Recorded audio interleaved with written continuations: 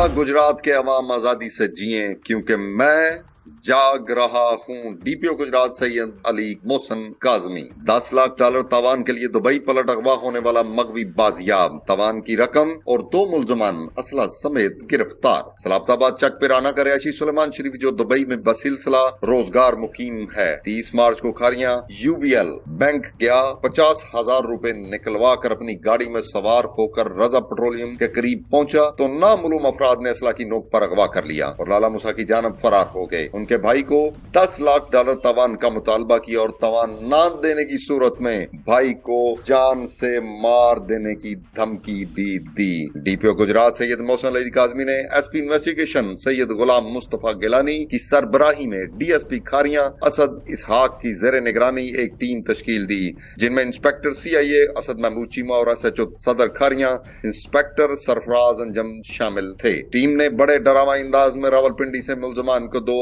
अदद pistol, 30 bore हथकड़ी, वारदात में इस्तेमाल होने वाली गाड़ी और तवान की रकम 10 लाख रुपए भी बरामद कर ली। गिरफ्तार मुलजमान शाहिद जवेद सकना सलाबताबाद, वकार हुसैन सकना जातरिया। मुलजमान ने बताया कि हमने सुलेमान शरीफ की रायकी की, फिर उसे मौका पाकर अगवा भी कर लिया। मगवी को बहिफाजत बाजियाब करवाने पर डीपीओ गुजरात ने नकद इनाम और तारीफी सर्टिफिकेट से नवाजा। याद रहे, शाहिद बट वही मुजरिम है जिसने अपनी माँ और बहन को कत्ल भी किया था। देखते रहिए गुजरात मीडिया।